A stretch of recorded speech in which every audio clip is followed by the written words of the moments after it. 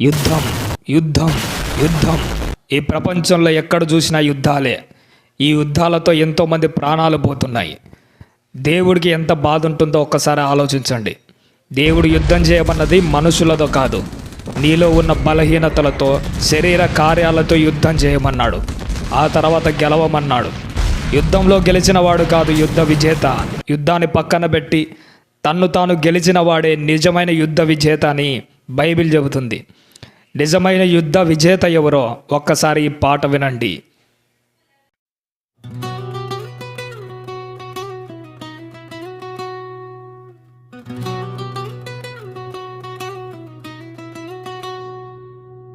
ఎన్నాళ్ళు ఈ మారణ హోమం,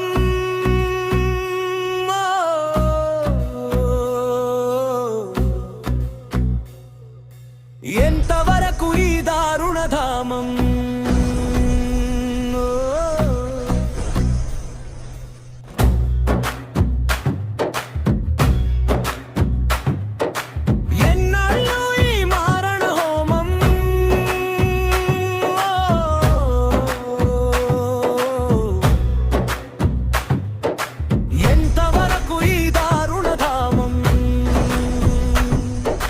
మనిషికి తెలియద యుద్ధం చేయవద్దని, నిర్దాక్షిణ్యంగా చంపడం వద్దని.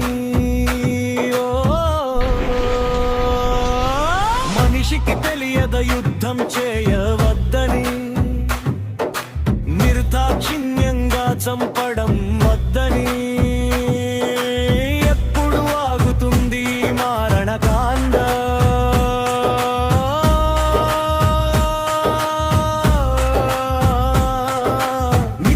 మనిషిలో ఉండాలి జీవనకాండ. ఎప్పుడు ఆగుతుంది మారణకాండ? నిత్యము మనిషిలో ఉండాలి జీవనకాండ. యుద్ధములో గెలిచిన వాడు కాదు విజేత, యుద్ధాన్ని గెలిచిన వాడే నిజమైన యుద్ధ విజేత.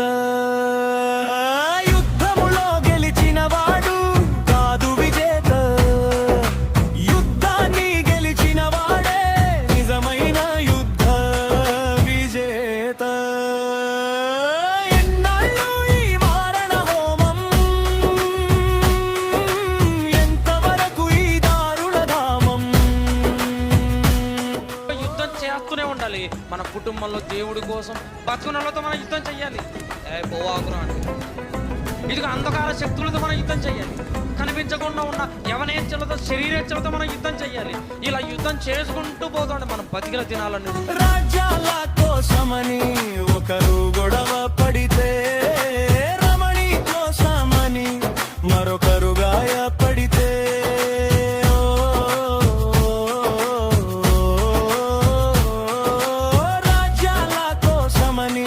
ఒకరు గొడవ పడితే, రమణి కోసమని మరొకరు గాయపడితే, కుంభలు తెగిపోతున్నా, మాంగళ్యాలు తెగిపడుతున్నా.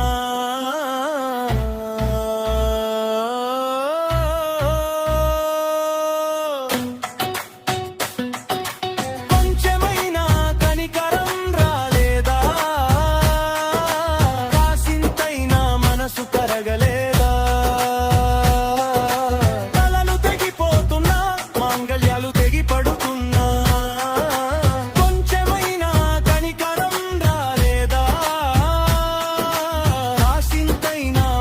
కరగలేదా? ఇప్పుడైనా తండ్రి నరమేధాలు, ఇకనైనా ఆలోచించండి మానవ మేధాలు. ఇప్పుడైనా తండ్రి నరమేధాలు, ఇకనైనా ఆలోచించండి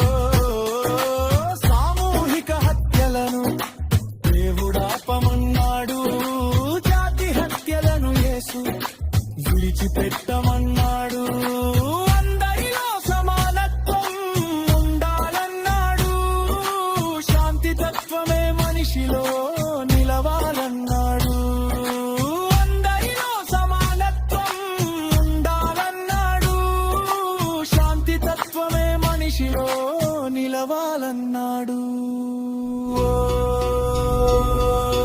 పొగడ్తలతో మనిషిని యుద్ధం చేయమన్నాడు. అసూయను వాక్యంతో నరికి వేయమన్నాడు.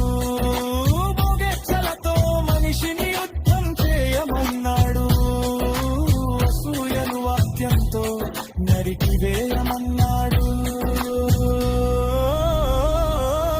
శరీర కార్యాలను గెలిచిన వాడే యుద్ధ విజేత. మదమాశ్చర్యాలను గెలిచిన వాడే యుద్ధ విజేత.